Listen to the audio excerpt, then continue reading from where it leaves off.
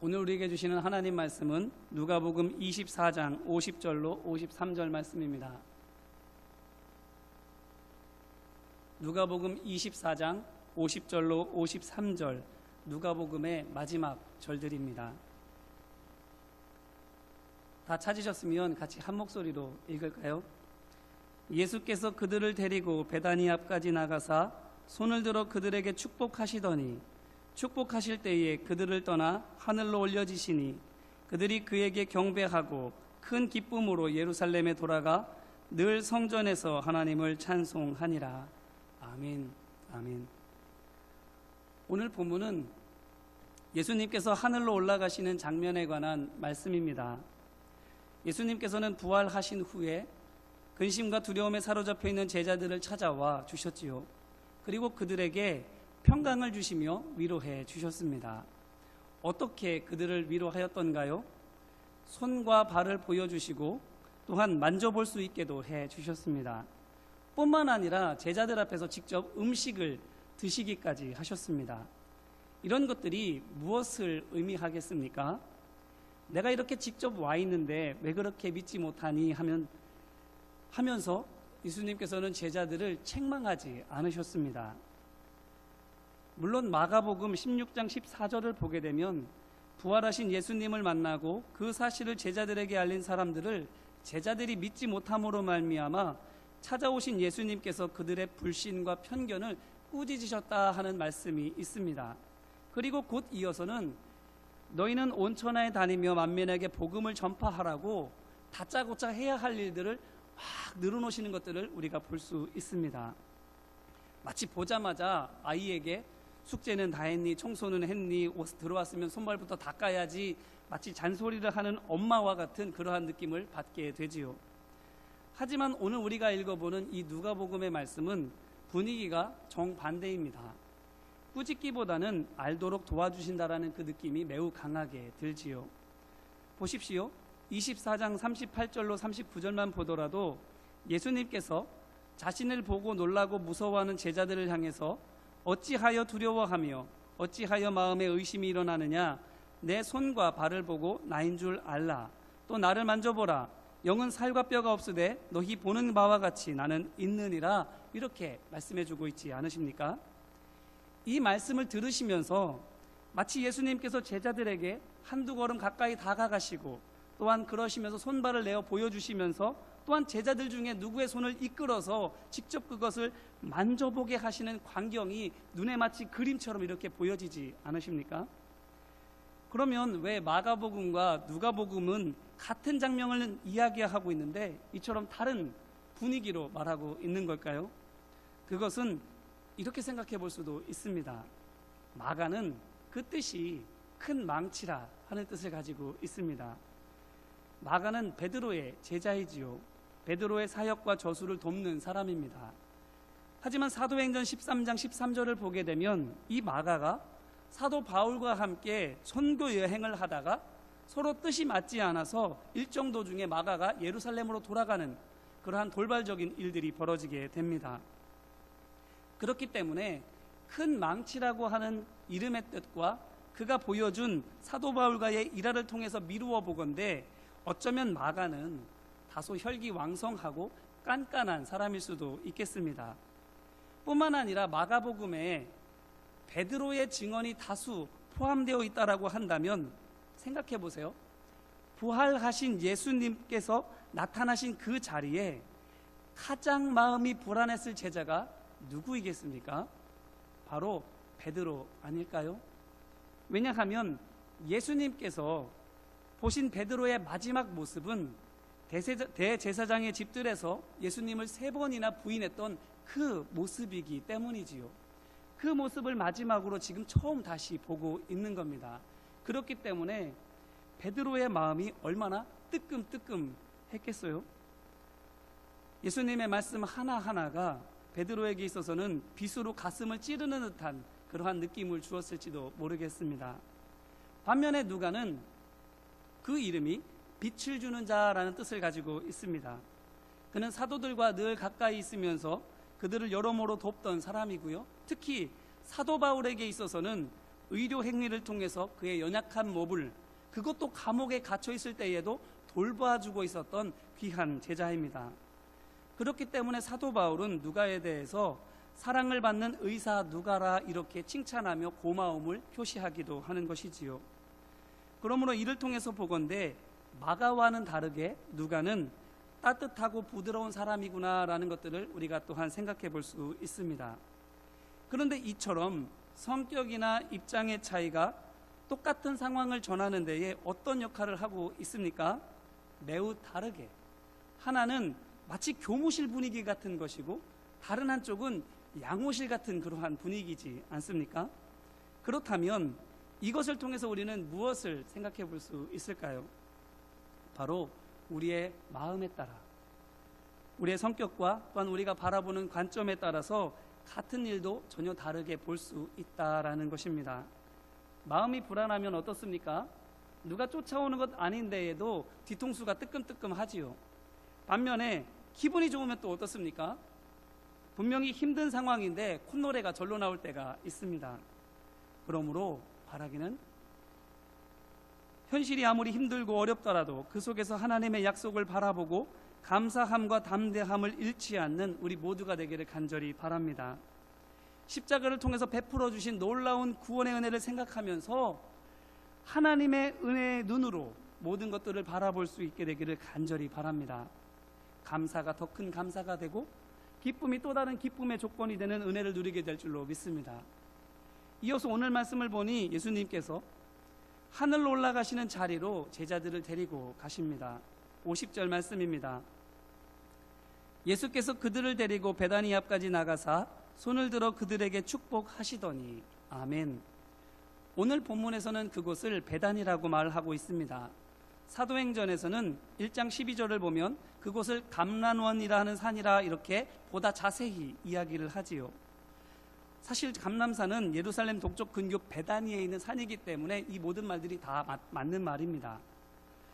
누가복음 21장 37절을 보게 되면 예수님께서 예루살렘에 입성하셔서 머무시는 동안에 바로 이곳을 거처로 삼고 계심을 우리가 알 수 있습니다. 또한 제자들과 마지막 저녁 식사를 하신 후에 아버지여 이 잔을 내게서 옮겨주옵소서, 하지만 내 원대로 마시고 아버지의 원대로 하옵소서라고 기도하신 겟세마네 동산 역시 바로 이곳에 있습니다.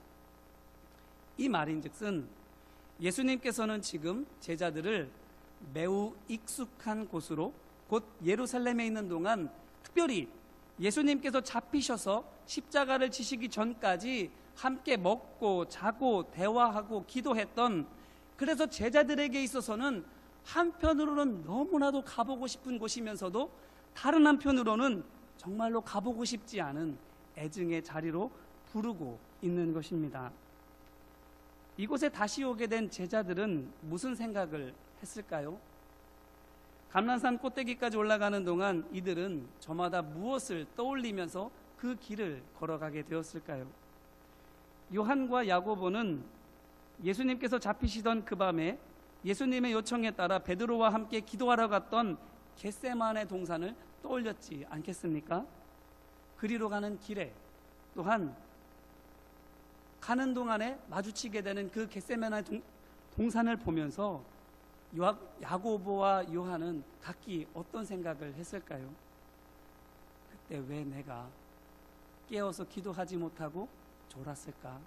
만약에 내가 졸지 않았더라면, 깨어서 기도했더라면 예수님께서 십자가에 달려 돌아가시는 일들은 없지 않았을까? 이런 후회와 죄책감이 그들의 마음을 괴롭히지 않았을까요? 베드로는 또 어땠을까요? 예수님을 잡으러 온 군병들에게 칼을 뽑아들었던 그곳을 지나가면서, 그리고 예수님께서 잡히시자마자 칼을 내동댕이 치고 걸음아 나 살려라 하고 도망치던 자신의 그 모습이 마치 영화 속의 한 장면처럼 그대로 생생하게 보여지지 않았을까요? 또한 어떤 제자는 군병들이 이불 속에서 벗은 몸으로 쿨쿨 자고 있었던 자신을 덮치게 되자 놀라서 벗은 몸 그대로 도망쳤던 자신의 모습을 떠올리고 있지 않을까요? 이처럼 모든 제자들은 저마다 그날 그때 자신들이 했던 부끄러운 모습이 떠올라서 어쩌면 가는 길 내내 부끄러움과 죄책감으로 붉어진 눈과 얼굴로 예수님 뒤를 말없이 따라가고 있을지도 모릅니다. 그런데 그 감람산 꼭대기에 도착해서 예수님께서 제자들을 향해 무엇을 하십니까? 50절 말씀을 다시 읽어드리겠습니다. 예수께서 그들을 데리고 베다니 앞까지 나가사 손을 들어 그들에게 축복하시더니, 축복해 주시는 거예요. 예수님과 함께 지내며 제자로서 한 것이라고는 주로 한 것이 서로 자리를 놓고 다투거나 하나님 말씀과 그 능력을 의심하며 능력 없이 허둥댔던 것밖에 없는데, 예수님께서 잡히시던 날에도 예수님의 힘이 되어드리기는커녕 오히려 짐만 된 것밖에 없는데, 예수님께서 잡히셔서 고난당하시고 결국 십자가에서 돌아가실 때에도 두려움과 슬픔 속에 꼭꼭 숨어 있었던 것밖에 없었는데, 그리고 예수님께서 부활했을 때에도, 또한 예수님께서 직접 그들 앞에 나타나셨을 때에도 의심과 불신을 거두지 못하고 있었는데, 그런 제자들을 향해서 예수님께서는 지금 축복하고 계시는 겁니다. 실수하고 잘못하고 실패한 그들을 예수님께서는 사랑으로 용납해주고 계시는 것이지요. 왜 그렇게 하십니까? 성적은 낙제점인데 3년 동안 아무것도 배우지 못하고 시험에서 떨어지는 것과 똑같은데, 그래서 혼내는 것이 오히려 당연한 것 같은데 어째서 예수님께서는 축복해주고 계시는가 하는 것입니다. 그 이유는 그 모습이 바로 우리의 본 모습이기 때문입니다. 보고 들으면서도 제대로 깨닫지 못하고 설령 무언가 알고 있다 하더라도 그것을 있는 그대로 다 해내지 못하는 것, 이것이 바로 우리의 참 모습이라 하는 것입니다. 그렇기 때문에 예수님께서는 제자들의 실수와 잘못 그리고 실패를 용납해 주시는 것이지요. 할 수 없는 것은 당연한 거라고, 너희가 할 수 있었다면 내가 이 땅에 오지도 않았을 거라고 그들을 위로해주고 계시는 것입니다. 그렇지요. 우리는 이렇게 어리석습니다. 우리는 이렇게 연약하지요. 제 딴에는 다 아는 것처럼 뻐겨도 실은 하나님께서 하시는 일의 10,000분의 1도 알 수 없는 것이 바로 우리 아닙니까? 제 아무리 모든 일을 다 할 수 있는 것처럼 자랑해도 실은 발목을 접질리기만 해도 절뚝거릴 수밖에 없고 몸살이라도 걸릴라 치면 누워서 시름시름 앓을 수밖에 없는 것이 우리의 참 모습인 것입니다. 그렇기 때문에 예수님께서는 어린아이와 같은 제자들의 연약함과 부족함을 사랑으로 받아주고 계시는 것입니다. 혹시 우리 가운데에 오늘 실수한 일로 말미암아서 지금 이 시간까지 아쉽고 부끄러운 생각이 머리를 떠나지 않는 분들이 혹시 계십니까? 이런 바보, 내가 도대체 왜 그랬지? 자책하며 스스로를 원망하며 후회하고 있는 일들이 혹시 있습니까? 또한 오늘 실패를 경험하고 무거운 마음으로 이 자리에 와 계신 분들이 계십니까? 왜 나는 이것밖에 되지 않을까? 자기 자신에게 화나는 분들이 혹시 계십니까? 이 시간 손을 들어서 우리의 가슴에 또는 우리의 머리에 이렇게 얹어봐 주시면 좋겠습니다. 그러면서 이렇게 함께 말해볼까요? 괜찮다. 그럼에도 불구하고 나는 너를 사랑하고 축복한다. 예수님께서 이렇게 연약하고 부족한 우리를 어린 자녀를 대함과 같이 사랑하고 위로해 주심을 믿습니다. 그리고 또한 예수님께서는 어떻게 하고 계십니까? 51절 말씀입니다. 축복하실 때에 그들을 떠나 하늘로 올려지시니. 아멘. 위로의 손으로 제자들의 상처난 마음과 쓰라린 아픔을 어루만져 주시고는 그들을 떠나 하늘로 올라가시는 거예요. 이 장면이 기록된 또 다른 본문 마가복음이나 사도행전에서는 하늘로 올라가시기 전에 성령에 대한 약속과 함께 복음을 전하라고 당부하십니다. 일명 우리가 지상대명령이라고 말하는 제자의 사명을 말씀해 주시는 것이지요. 그런데 오늘 말씀을 보게 되면 그 명령은 감람산으로 가기 전에 이미 하셨고 감람산으로 가셔서는 그저 제자들을 축복해주고만 계십니다. 여기에서 정말로 예수님께서 뭘 먼저 하셨느냐, 감람산에 올라가셔서 정말로 그것을 하셨느냐, 이것이 중요한 게 아니에요. 순서나 장소가 중요한 것이 아니라 전하고자 하는 내용이 무엇인가가 중요한 것입니다. 무엇인가 하면 오늘 말씀 누가복음에서 그 의미가 더 또렷하게 나타납니다. 바로 예수님께서 전하라고 당부하시는 복음은 예수님께서 지금 제자들에게 보여주시는 사랑 그 자체라 하는 것입니다.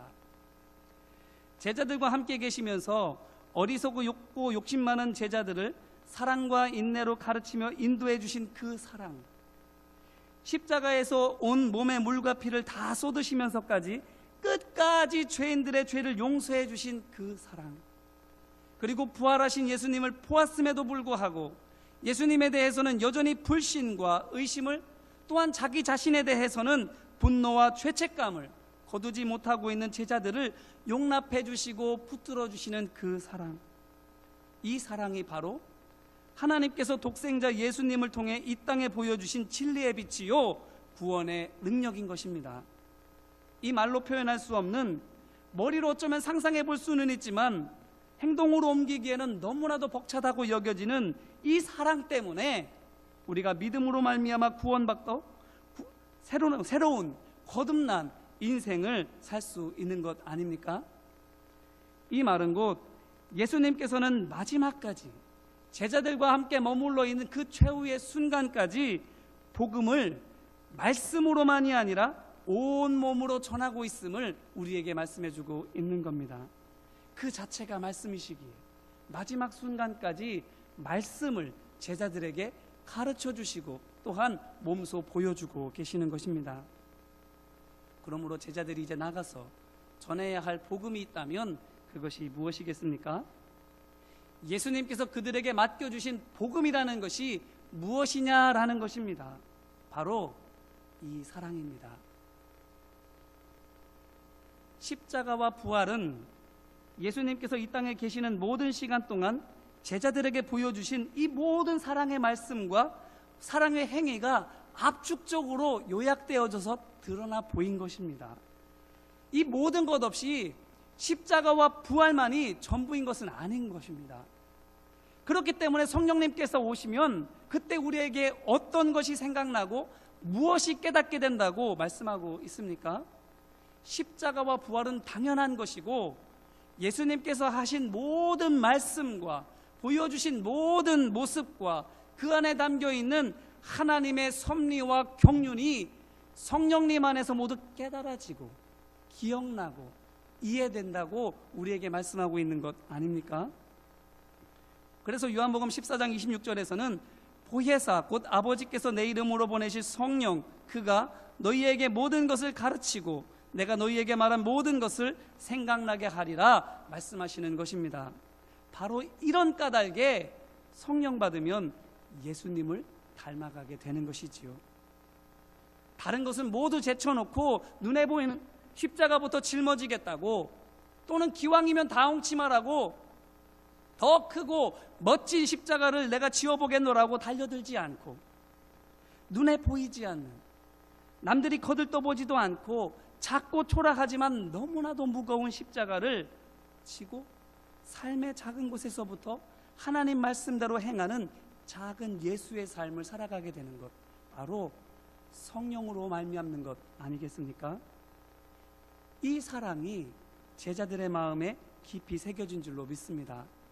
모든 죄를 용서해 주시는 아버지 같은 큰 사랑, 흔들릴 수밖에 없고 넘어질 수밖에 없는 불쌍한 죄인을 붙들어 주시고 안아주시는 어머니 같은 세심한 사랑, 이 사랑이 제자들을 사로잡은 것입니다. 무엇을 통해서? 예수님의 축복을 통해서. 그러니 어떻게 됩니까? 오늘 말씀 52절로 53절 말씀입니다. 그들이 그에게 경배하고 큰 기쁨으로 예루살렘에 돌아가 늘 성전에서 하나님을 찬송하니라. 아멘. 감람산으로 예수님의 뒤를 따라 올라갈 때만 하더라도 제자들의 마음에는 자기 자신에 대한 부끄러움과 죄책감을 가지고 있었습니다. 또한 서로에 대해서도 분노와 미움이 있었지요. 하지만 넓으신 하나님의 사랑을 받고 난 후에 그들이 어떻게 됩니까? 기뻐한다 말하고 있는 겁니다. 어떻게요? 크게 기뻐한다 이렇게 말하는 것이지요. 이것이 무엇을 의미하는가 하면 그동안의 모든 죄책감보다 지금까지 남아있었던 모든 나쁜 감정보다 훨씬 더 큰 기쁨이 그들의 마음을 가득 채우게 되었다라는 것입니다. 이전의 것들은 다 지나가는 거예요.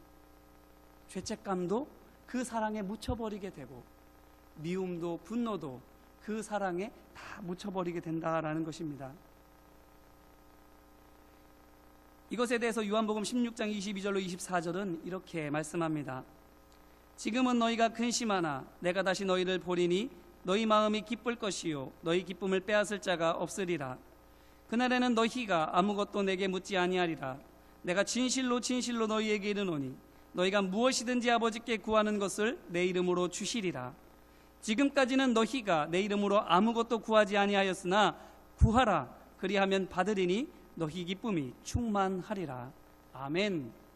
이 말씀은 곧 성령께서 임하시면 예수 그리스도 안에 누리는 감사와 기쁨으로 충만하게 된다 말씀해 주시는 것입니다. 그러므로 이 기쁨으로 말미암아 제자들은 더 이상 근심하지도 않고 두려워하지도 않게 되는 것이지요. 오히려 감사가 샘솟고 희망으로 가슴이 부풀어 오르게 되는 것입니다. 왜 그렇습니까? 성령으로 말미암아 하나님께서 함께 계심을 믿게 되기 때문입니다. 예수님께서 내 눈앞에 서 계시기 때문에 감사할 수 있는 것이 아니라 하나님 말씀이 그리고 예수님의 사랑이 그들 안에 함께 계심을 이제 그들은 믿게 되었기 때문입니다. 보여야만 함께 있어야만 감사하고 기뻐하게 되는 것이 아닙니다. 이제는 성령으로 말미암아 내 안에 계신 예수님이 내 안에 계신 하나님이 믿어지는 거예요. 그러니까 없음에도 불구하고 기뻐할 수 있게 되는 겁니다. 그렇기 때문에 예수님께서 하늘 위로 올라가셔서 더 이상 보이지 않게 되었지만 그래서 그것을 육신의 눈으로 보게 되면 고아처럼 여전히 생명을 위협하는 세상에 그들만 덩그러니 남겨져 있는 것처럼 보일 수밖에 없지만 믿음의 눈으로 보게 되니 전혀 혼자가 아니더라 하는 겁니다. 하나님께서 지금 그들과 함께 계심이 예수 그리스도의 사랑 안에서 생생하게 느껴지고 경험되고 있는 것입니다. 이게 무엇입니까? 너희가 내 안에 거하고 내가 너희 안에 거하는 임마누엘의 은혜인 줄로 믿습니다. 오늘 우리의 삶 가운데에서 주님이 우리 안에 거하고 우리가 주님 안에 거하는 이 임마누엘의 은혜가 예수 그리스도의 사랑 안에서 충만하게 누려지는 우리의 모두가 되기를 간절히 바랍니다. 이 은혜가 제자들에게 충만하게 되자 이들이 어떻게 합니까? 53절이지요. 늘 성전에서 하나님을 찬송하니라. 아멘. 부활하신 예수님을 만날 때만 하더라도 그들이 어디에 있었습니까? 예루살렘 모처에 있는 은신처에 숨어 있었습니다. 거기에 숨어서 숨소리라도 새어나갈세라 조심조심하며 숨어 있었던 제자들인데 지금 어떻게 하고 있습니까? 자신을 잡으려고 혈안이 되어 있는 사람들이 모여 있는 바로 그 성전에 가서는 큰 소리로 하나님을 예배하고 있는 겁니다. 이것이 무엇을 뜻합니까? 은혜 받으면 예배당을 즐겨오게 되고 늘 찬송을 흥얼거리게 된다라는 그것만을 의미하는 걸까요? 아닙니다. 이들이 왜 성전에 가겠습니까?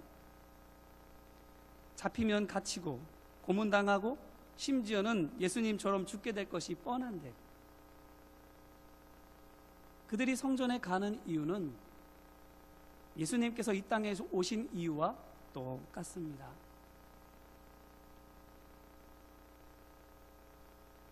왜냐하면 성령님 곧 예수 그리스도의 영을 받으면 예수님께서 하신 말씀과 보여주신 행동과 살아가신 모든 삶의 방식을 닮아가게 되어 있기 때문입니다. 그러므로 제자들이 성전에 간 것은 찬송하고 예배하러만 간 것이 아니라 여전히 죄 가운데에 있는, 죄 가운데 있으면서도 자신이 죄인임을 알지 못하는, 선지자를 핍박하고 형제를 미워하고 있으면서도 이것이 하나님을 섬기는 방법이라고 스스로 착각하고 있는 바로 그 사람들에게 복음을 전하기 위하여 찾아간 것입니다. 예수님이 이 땅에 왜 오셨습니까?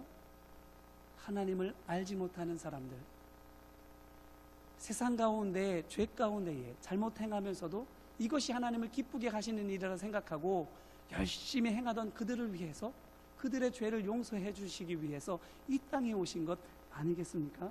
제자들도 주님의 마음을 가지고 성전으로 가게 되는 것입니다. 실제로 사도행전에서 오순절 마가의 다락방에서 제자들이 성령을 받고 무엇합니까? 사도행전 2장 14절 말씀입니다. 베드로가 11사도와 함께 서서 소리를 높여 이르되 유대인들과 예루살렘에 사는 모든 사람들아, 이 일을 너희로 알게 할 것이니 내 말에 귀를 기울이라. 복음을 전하는 거예요. 깨달아 알게 된, 받아 누리게 되는 하나님의 구속의 사랑을 전하고 있는 것입니다. 누구에게요? 나를 잡으려고 하는 사람들 앞에서입니다. 나를 미워하고 핍박하는 사람들 앞에서 하나님의 사랑을, 예수 그리스도의 십자가를 전하고 있는 것입니다. 이제 이 말씀으로 우리 자신을 돌아보기를 간절히 바랍니다. 복음을 아는 사람의 특징은 오늘 말씀에 있는 바와 같이 첫째로는 축복합니다. 예수님께서 실수하고 잘못한 낙제생인 나를 그대로 받아주시고 다시 일어설 수 있도록 축복하여 주신 것처럼, 사랑의 손길로 안아주신 것처럼, 복음을 아는 사람도 다른 사람의 실수와 잘못을 너그럽게 이해해주고 다시 일어설 수 있도록 축복하는 마음으로 도와주는 것입니다. 그렇다면 오늘 우리는 어떻습니까? 예수님께서 내게 해주신 것처럼 나도 다른 사람들을 향하여 베풀어주고 있습니까? 하나님께로부터 대접받은 대로 다른 이들을 대하고 있는가 하는 것입니다. 만약에 주님은 우리를 사랑으로 대하고 계시는데 우리는 회초리를 들고 있다면 지금 이 십자가 앞에서 예수 그리스도께로 진리이신 하나님 말씀으로 돌아오는 우리 모두가 되기를 간절히 바랍니다. 또한 복음을 아는 사람의 두 번째 특징은 없어도 기뻐합니다. 믿을 만한 대상이 있어야 좋아하거나 원하는 상황이 되어야만 즐거워하는 것이 아니라 있든 없든 사명의 자리를 떠나지 않고 감사함으로, 겸손함으로 섬기며 행하는 것입니다. 어떻게 그럴 수 있습니까? 하나님께서 언제나 나와 함께 하시는 것을 알고 있기 때문입니다. 그렇기 때문에 사람의 눈을 의식하지 아니하고 언제 어디서나 한결같은 모습으로 서 있을 수 있는 것입니다. 가까운 사람 앞에서는 친절하게 대하고 그렇지 않은 사람 앞에서는 함부로 대한다면 어찌 그것이 하나님께서 함께 하시는 사람이라 할 수 있겠어요? 그렇다면 또한 오늘 우리는 어떻습니까? 우리를 향하신 하나님의 시선을 의식하고 있습니까?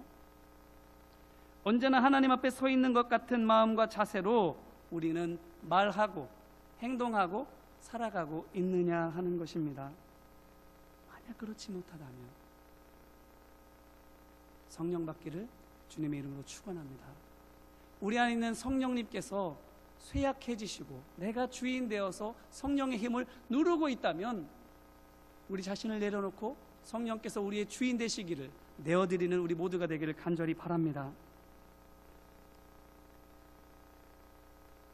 성령으로 충만한 사람이 볼 사람이 없음에도 불구하고, 도움될 것이 없음에도 불구하고, 좋아할 것이 없음에도 불구하고 성실할 수 있고 사랑할 수 있고 기뻐할 수 있는 것입니다.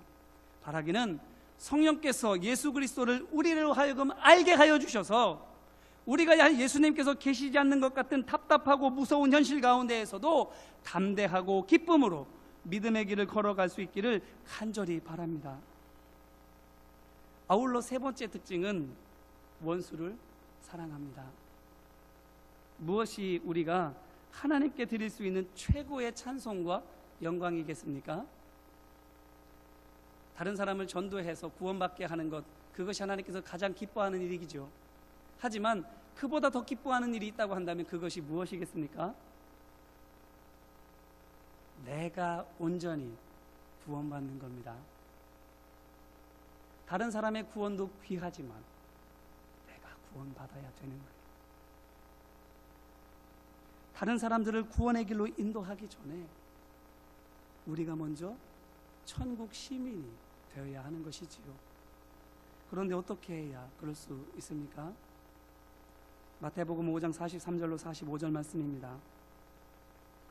또 내 이웃을 사랑하고 내 원수를 미워하라 하였다는 것을 너희가 들었으나 나는 너희에게 이르노니 너희 원수를 사랑하며 너희를 박해하는 자를 위하여 기도하라. 이같이 한즉 하늘에 계신 너희 아버지의 아들이 되리니 이는 하나님이 그 해를 악인과 선인에게 비추시며 비를 의로운 자와 불의한 자에게 내려주심이라. 아멘. 다시 한번 반복할게요. 나는 너희에게 이르노니 너희 원수를 사랑하며 너희를 박해하는 자를 위하여 기도하라. 이같이 한즉 하늘에 계신 너희 아버지의 아들이 되리. 이 말씀이 무슨 뜻입니까?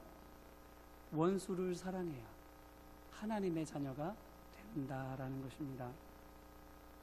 그렇기 때문에 제자들이 성전에 간 것입니다. 바로 그곳에 그들을 미워하고 핍박하는 원수가 있기 때문이지요.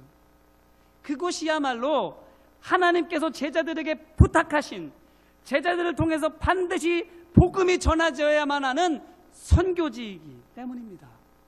그곳에 선교할 사람들이 있고 그곳이 바로 선교지라는 거예요. 원수가 있는 그곳이. 그렇다면 오늘 우리에게 있어서 하나님께서 복음을 들고 가라고 하시는 선교지는 어디입니까? 예수 그리스도 안에 나타난 하나님의 사랑이 전해져야 할 선교의 대상은 또한 누구입니까? 바로 우리가 원수라고, 나를 미워하고 나를 박해하는 나쁜 사람이라고 생각하며 몸과 마음의 거리를 두고 있는 바로 그 사람 아니겠습니까? 바라기는 우리 한 사람 한 사람이 그리스도의 영으로 충만해져서 예수님께서 가신 십자가의 길을 따라가는, 그래서 우리로 말미암아 치유와 회복과 구원의 역사가 나타나는 그리스도의 제자 되기를 주님의 이름으로 축원합니다. 우리 잠깐 말씀을 붙잡고 기도할까요?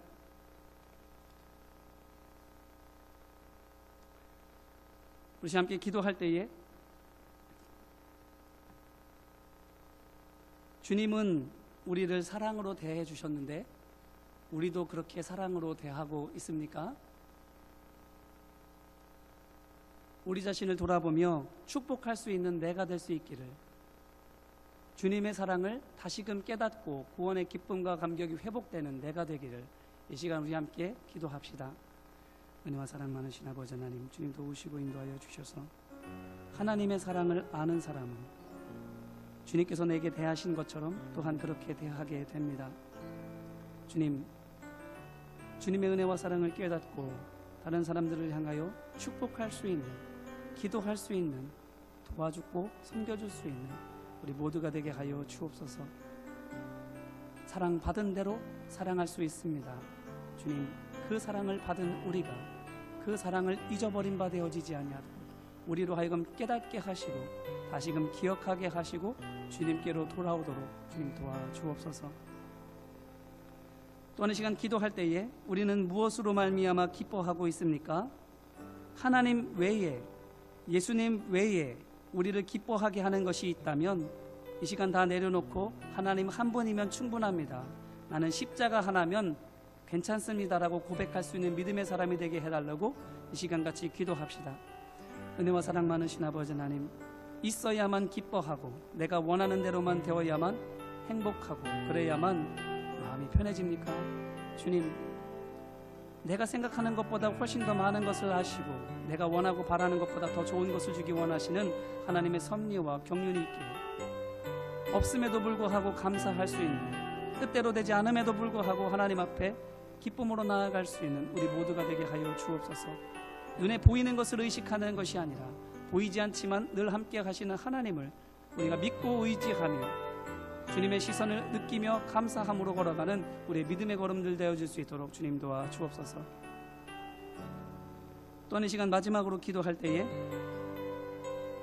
사랑하기를 원합니다. 혹시 이 시간 기도하는 가운데에 정말로 기도하기를 원하는, 정말로 기도가 필요한 사람들이 있습니까? 이 시간 이름을 불러가며 마음으로 주님께서 함께하여 주시기를 사모하며 이 시간 함께 중보하며 기도합시다. 은혜와 사랑 많으신 아버지 하나님, 원수를 사랑하는 것이 구원받는 길이라면 아버지 하나님, 우리가 어디까지 사랑해야 할지를 깨닫게 하여 주옵시고 예수 그리스도의 십자가를 따라가는 그리스도의 제자된 우리 모두가 되게 하여 주옵소서. 이만하면 됐지가 아니라 내가 정한 선을 그어놓고 그 선 안에 머무는 것이 아니라 주님께서 인도하시는 사랑의 지평까지 바라볼 수 있게 하시고 다가갈 수 있게 하시고 품을 수 있는 그리스도의 마음이 우리 가운데 있게 하여 주옵소서. 아버지 하나님, 사람의 힘으로 되지 않습니다. 우리의 감정으로도 되지 않습니다. 노력한다고만 해서 되는 것도 아닙니다. 하지만 오늘 말씀을 통해서 주님의 사랑이 그들 가운데 충만하게 되었을 때에 그들을 짓누르고 있었던 죄책감이 사라지고 그들을 억누르고 있었던 미움과 분노가 눈 녹듯이 사라졌던 것들을 볼 때 주님만이 하실 수 있습니다. 성령님만이 역사하실 수 있습니다. 성령님 우리 가운데 충만하게 역사하여 주셔서 사랑하는 역사가, 사도행전의 역사가, 살아있는 믿음의 역사가 우리 가운데 있고 아버지 하나님 함께하여 주시옵소서. 주님 인도하시고 역사하여 주옵소서.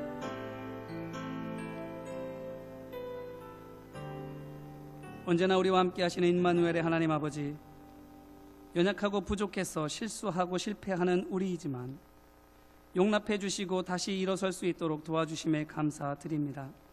그 사랑이 변하지 않을 것 같은 우리를 변화시키십니다. 그 사랑이 우리로 하여금 사람의 힘과 지식과 능력으로는 도저히 할 수 없는 하나님을 닮아가는 마음을 갖게 됩니다.